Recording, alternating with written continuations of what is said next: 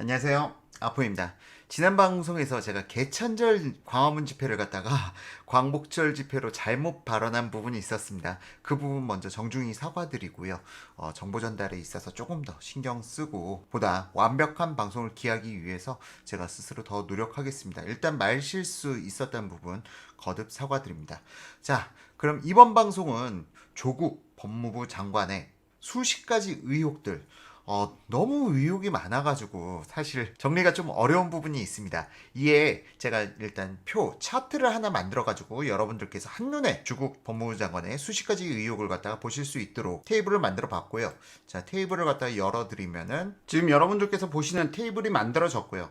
이 테이블을 갖다가 지금 여러분들께 방송을 갖다 진행함에 있어서는 이 테이블 하나하나의 카테고리가 사실상 여러분들께 설명드리려면 30분 이상씩 소요되는 내용들이 많습니다. 그런데 여러분들께서 한눈에 지금 현재 조국 장관의 의혹들이 무엇인지 보실 수 있도록 짧은 시간에 방송을 하다 보니까 카테고리를 읽어드리는 수준에서 끝난다는 점 양해 부탁드리고요. 본격적으로 오늘 방송 시작하도록 하겠습니다. 자, 일단 여러분들께서 글씨를 갖다 잘 보실 수 있도록 이미지를 갖다 키웠고요. 먼저 코랭크피 관련 의혹부터 여러분들께 설명드리자면은 지금 코랭크피는 현재 조국의 가족 펀드가 아니냐라는 의혹에 지금 묻혀 있는 곳입니다. 그리고 코랭크피가 투자한 회사들 중 WFM이라는 회사에서 지금 13억의 자금 횡령이 발생됐고 이 13억 중에서 10억이 정경심 교수에게 흘러들어간 것 아니냐라는 의혹이 지금 제기되고 있죠. 이와 관련돼서 지금 현재 조국과 연관돼서는 조국이 이 10억의 정경심 교수 횡령 의혹에 대해서 인지하고 있었는지 여부, 이 부분이 현재 도마 위에 올라와 있는 상태고요. 검찰에서도 이 부분을 조사하고 있는 것으로 보입니다.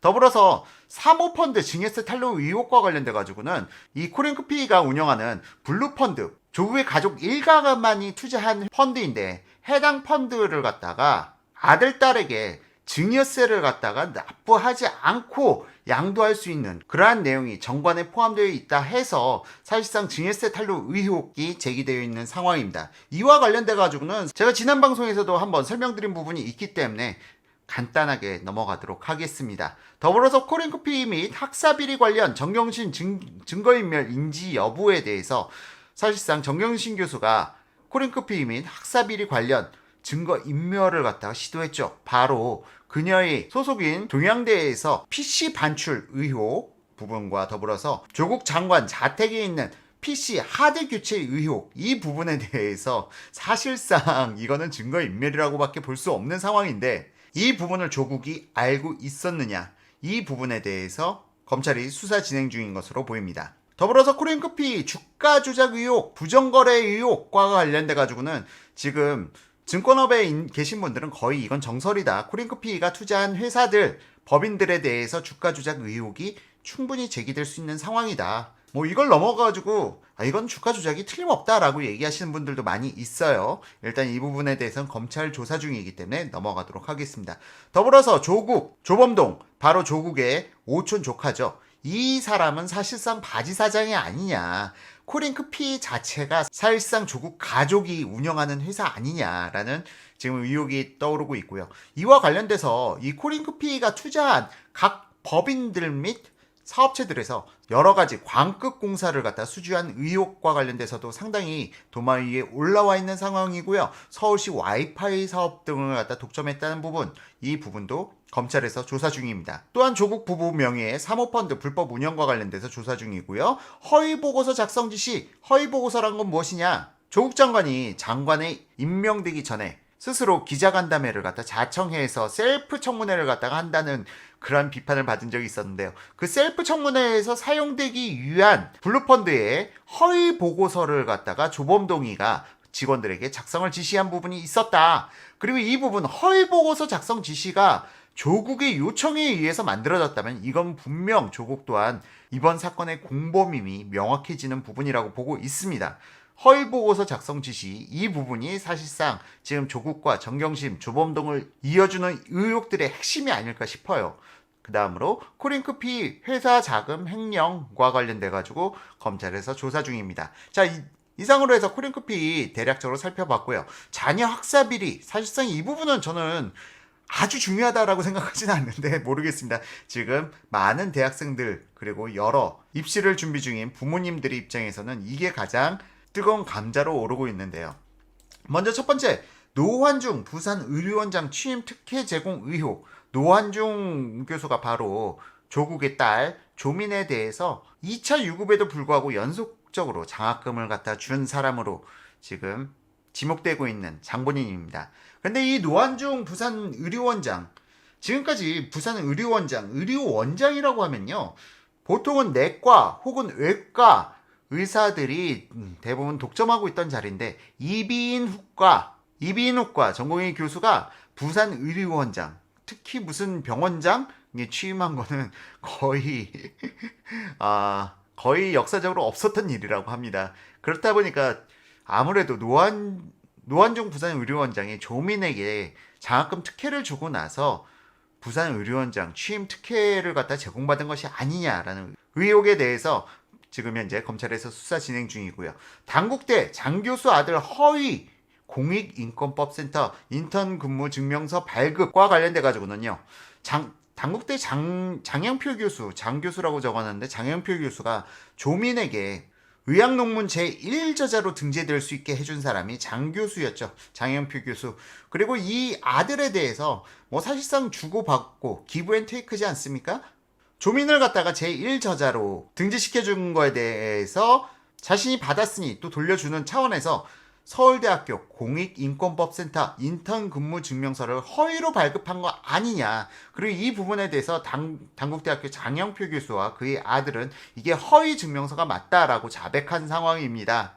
이에 대해 조국 장관은 이거는 허위가 아니다라고 끝까지 오리발 내밀고 있는데 글쎄요, 이 수사 상황 상당히 재밌게 흘러가고 있습니다. 더불어서 최성해 총장, 동양대학교 총장이죠. 최성해 총장에게 허위 진술을 유도했다는 부분인데요. 이건 뭐 여러분들께서 다 아시다시피 조민이 동양대 총장상을 갖다가 표창 받았는데 이 표창장에 대해서 최성해 총장은 나는 이런 표창장을 갖다가 준 적이 없다라는 입장이고, 조국 장관 측에서는 그의 처 정경심 교수가 동양대 총장으로부터 표창장을 갖다가 수여하는 권한을 갖다가 위임받았다라고 주장하고 있는데, 최성해 총장은 이걸 갖다 부인하고 있는 상황이죠.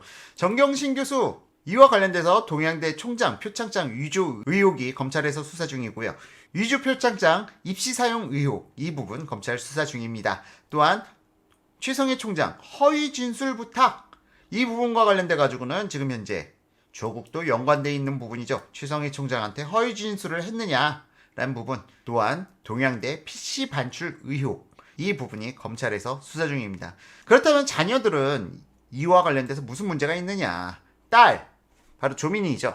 고등학생 신분으로 당국대 의학논문 제1저자로 등재된 부분, 그리고 공주대학교 생명공학연구소 3주간 인턴십 참여 후 국제학술대회 동행 의혹이 있습니다. 이것도 조민이 고등학교 1학년 때인가요? 2학년 때 고등학교 때 공주대학교 생명공학연구소에서 3주간 인턴십하고 국제학술대회에 따라갔어요.